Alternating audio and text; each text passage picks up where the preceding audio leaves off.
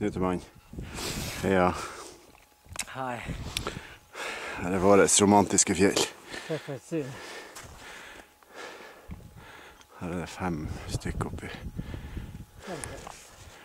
oppi lia her en plass. Men han var dårlig å kjøre. Han tar det med ro. Ja. Hva er Skjettentinn, og skal vi opp til Mellomtinn. Her vi var laget film sist. Ja, det er jo bare så fantastisk vakkert. Herregud, altså. Religiøs av det her, Knut.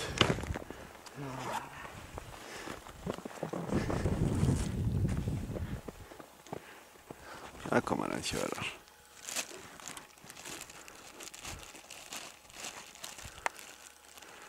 Ja. Han Knut må spise. Ja. Og jeg skal ha mat, jeg også. Ja, synes det.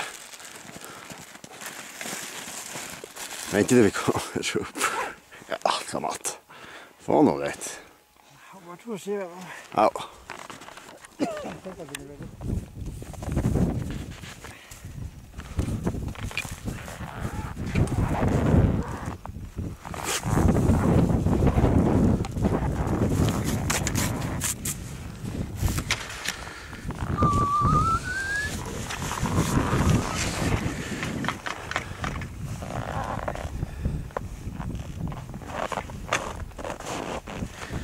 Her var ungdommen. Hva? Det jeg filmer.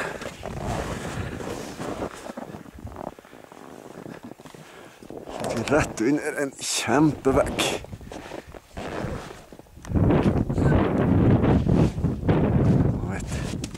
Om vettet! Fint her. Ja, det er nydelig. Ja, virkelig. Sånn Eldorado. Bortgjemt liten dal.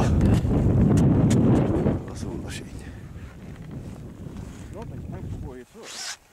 Nei, det er veldig få som vet om her. Du ser nå. 5 stykker. Det er veldig få. Hallais! Hva sier han? Papsen.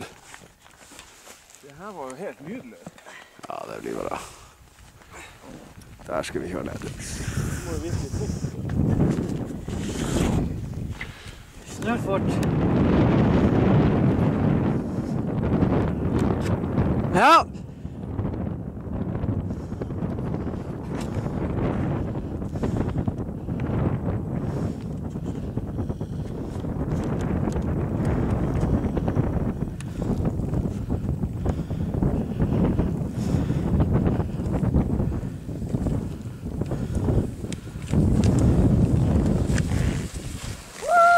Oh!